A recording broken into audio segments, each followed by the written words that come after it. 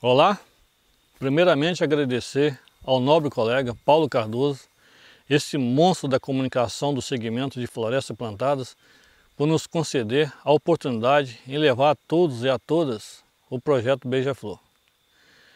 Entenda o projeto Beija-Flor. O projeto recebeu o nome baseado na fábula do Beija-Flor. Um dia na floresta nativa, não se sabe de onde, um incêndio de grande proporção. A bicharada entrou em debandada à procura de refúgio para salvar a própria vida. O único bicho que tentou controlar o fogo foi o beija-flor, que voava desesperadamente em direção ao rio. Ele enchia o bico com a água e ia em direção do incêndio, derramando a pequena quantidade de água. O elefante, olhando aquele desespero do pequeno voador, gritou: "Beija-flor, deixe de ser louco, voe para bem longe, salva a tua vida. Você não irá conseguir apagar o incêndio." Em seguida o beija-flor responde: "Eu sei, nobre colega, que provavelmente não conseguirei apagar o incêndio, mas estou fazendo a minha parte." Então, baseado nessa fábula, desenvolvemos o projeto Beija-Flor. Estamos fazendo a nossa parte. Meu nome é Adilson Pepino, consultor florestal da empresa Florazetec, com mais de 34 anos de experiência em cultivo de lavouras de florestas plantadas com fins comerciais na bacia amazônica. Exemplo de paricá, teca, pinos, eucalipto, mogno africano, caia ivorense. A realidade da escassez dos recursos hídricos é fato. A exemplo de Mar de Aral, Lago Pulpo, Lago Tiquita, tá? E etc. Só quando a população tiver discernimento e bom senso para organizar uma força-tarefa, responderemos ao grande desafio desse século, que é produzir água potável para o acesso de todas as espécies do planeta. A população tem que abraçar esta causa. Caso não tenhamos pulso forte em revitalizar as nascentes degradadas e preservar e conservar as existentes, em um futuro próximo, a população descendente dessa geração sofrerá as consequências com acesso à água potável. A conservação ambiental será vitoriosa no Brasil se houver recuperação das nascentes. Veja bem, atualmente 20% da população, ou seja, 1,4 bilhões de pessoas, não tem acesso à água potável. Então, pessoal, em 30 minutos não iremos conseguir explanar a todos e a todas o projeto. Iremos relatar alguns dos tópicos principais. Projeto Beija-Flor, por Adilson Pepino. O projeto Beija-Flor, juntamente com o modelo de revitalização, tem como objetivo levar a todos que estejam preocupados com os recursos hídricos as mais avançadas informações tecnológicas em recuperações de áreas degradadas. Acreditamos piamente que o modelo é uma das alternativas para a recuperação em curto prazo em áreas degradadas. Através dos anos, precisamente 1988, passamos a perceber que estava acontecendo alguma anormalidade com os recursos hídricos no estado de Rondônia. Então buscamos informações tecnológicas para implantações de espécies florestais madeiráveis e não madeiráveis, nativa ou exótica, em revitalizações de nascentes e mata ciliar. Se eu disser que antevemos na época que nos próximos 30, 40 anos os recursos hídricos estariam em colapso, estou mentindo. Até mesmo porque na época existiam poucas preocupações nesse sentido de preservação. A partir de 1997, depois de vários experimentos que não surgiram o efeito desejado, adotados nas revitalizações, com os erros a cada modelo implantado, adquiriu-se informações técnicas para desenvolver o modelo atual de revitalização. Com informações precisas, quais espécies a serem cultivadas na área e quantidade por espécie e outras informações que somam para o sucesso do modelo, ou seja, o modelo de revitalização conta com os 3 pilares da sustentabilidade: social, ambiental e econômico. Por que devemos desenvolver um projeto com sustentabilidade? Porque os custos são elevadíssimos e o produtor tem que ter uma renda pós a implantação para amortizar um pouco os custos da sua recuperação. E para o sucesso do empreendimento, a primeira técnica que chegamos à conclusão é a coleta de amostra de solo. Essa técnica e essa coleta não pode ser exercida por amadores. Ela tem que ser executada por verdadeiros profissionais. Por quê? Eu não conheço nenhum profissional lá no laboratório que irá efetuar a análise e fornecer o laudo para os técnicos, que vai corrigir o erro que cometemos no campo. Porque precisamos de dados mais precisos possível para enriquecer o solo, para as plantas ter um desenvolvimento satisfatório. Agora, algumas recomendações antes de efetuar a revitalização, principalmente em mata ciliar. Temos por obrigação de efetuar a demarcação do alagamento. Tá? Na época que nós executamos essa tarefa, é no mês de março, precisamente do dia 10 ao dia 25, que é a época aqui em nosso estado que as enchentes estão na carga máxima. Então nós fazemos a demarcação do alagamento aonde a água foi. E a partir daquele ponto é que nós iniciamos a revitalização. Pode sobrar um espaço de 10, 15, 20, 50 metros. Não tem importância, porque esse espaço, com o tempo, a própria natureza irá se encarregar, porque vai ter um banco de semente ao lado. O outro detalhe é muito importante, é o planejamento das espécies. Muitos dizem, vamos revitalizar, mas não faz um planejamento de quais espécies irão introduzir na área. Tem que haver uma combinação de espécies madeiráveis e frutíferas, tá? Que é para fornecer alimento, porque sem alimento a bicharada não irá frequentar a área. Então temos que desenvolver várias atividades, tá? E plantas que forneçam alimento para as espécies. Outro grande problema que encontramos foi a competição por nutrientes. Essa competição por nutrientes são em áreas degradadas que tem gramínea. Ou seja, aqui na nossa região a gramínea que predomina é o braquiarão. Eu não conheço concorrente nenhum à altura do braquiarão. Esse braquiarão está ali 30, 40 anos, rustificado e adaptado.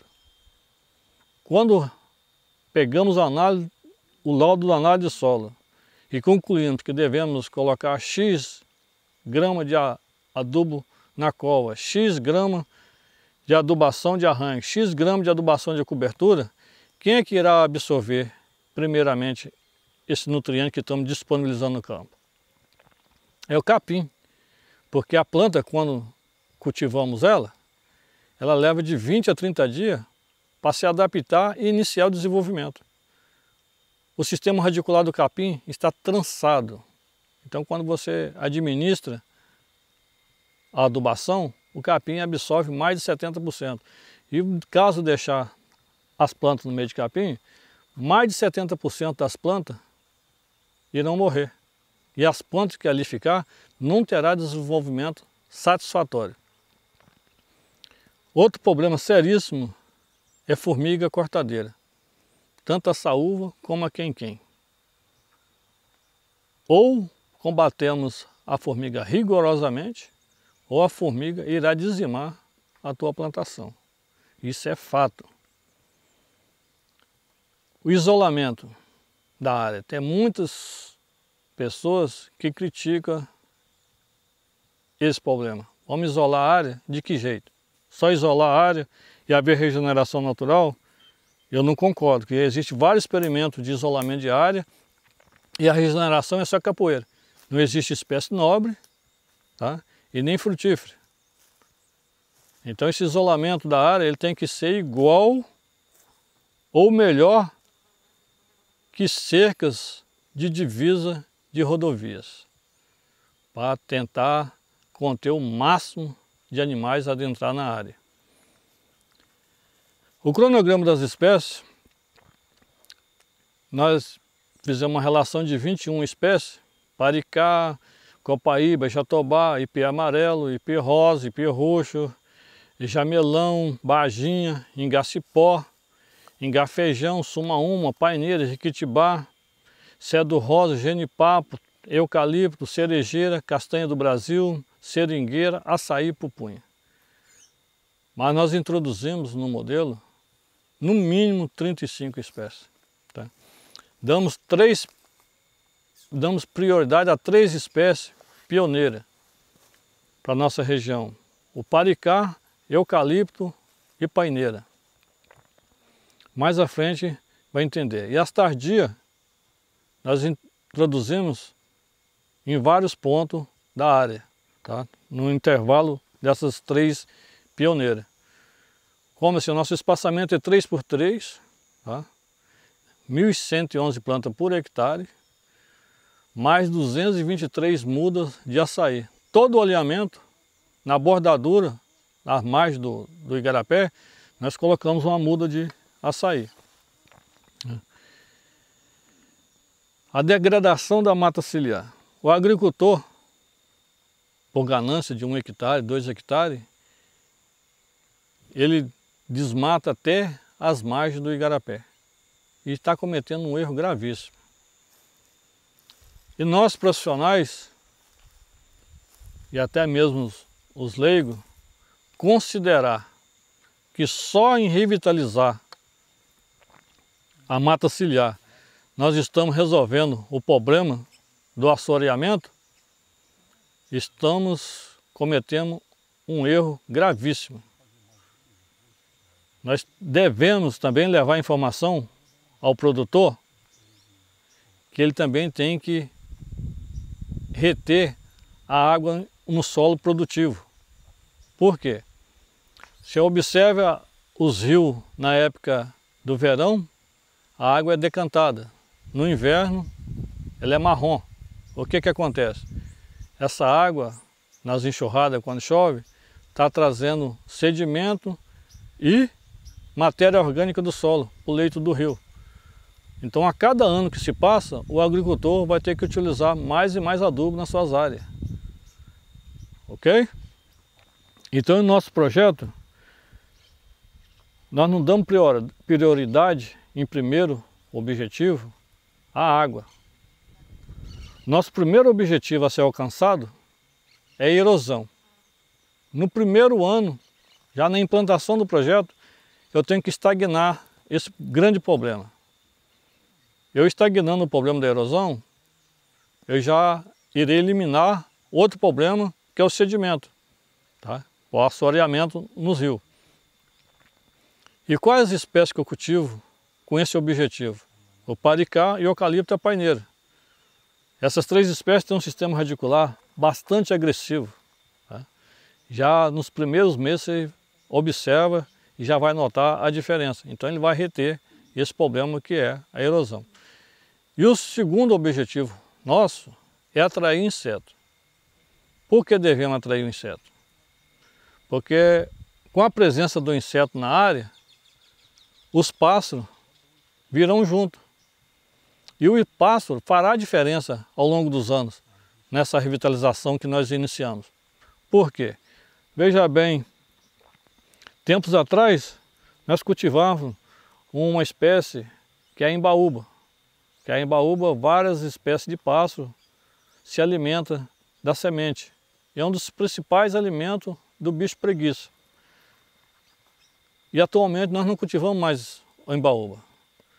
Porque o pássaro vem na área fazer a visita, defeca e tem a regeneração. Hoje, já no primeiro ano, já estamos em regeneração da embaúba. Então já é uma espécie que não cultivamos mais. A abelha é de conhecimento de todos que está tendo um problema seríssimo. Tá?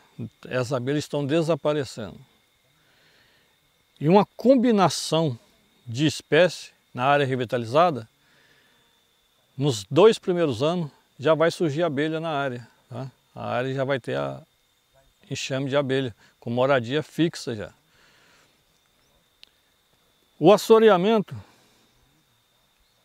na minha opinião, é um dos maiores problemas, por falta de informação tecnológica. Eu não tenho conhecimento tecnológico para resolver esse problema.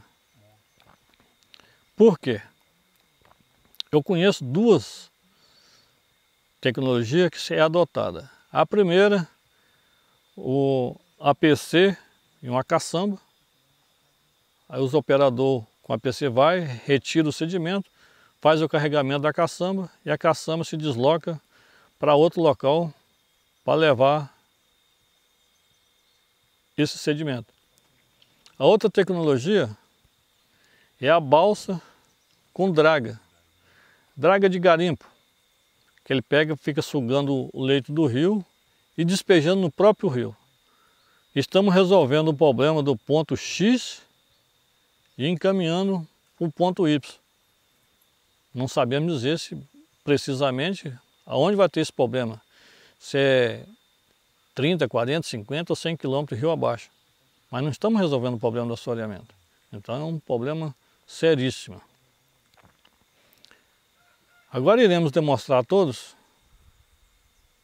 algumas áreas que foram recuperadas utilizando a tecnologia do projeto Beija-Flor. Uma área de janeiro de 2016, a mesma área em outubro de 2016, 15 de maio de 2017, 8 de fevereiro de 2018, janeiro de 2014, outubro de 2016, precisamente que tem 30 meses essa área, se eu observar, a maioria das pessoas não acredita que uma área dessa revitalizada tem 30 meses, tá? Mas é a realidade, é a combinação de espécies. Tá? Área degradada em outubro de 2008, essa área surpreendeu até o proprietário, tá? Que é o leito do Igarapé aqui, pode observar, que é seco. Dezembro de 2015. Vê a diferença, hein? Em apenas praticamente 8 anos. Uma área revitalizada com 17 anos, infelizmente, aqui nós não temos imagens de antes. Nós não tínhamos discernimento de registrar as áreas antes de iniciar a revitalização. Outra área com 19 anos de revitalizada. E o projeto Beija-Flor está desesperadamente à procura de produtores de água.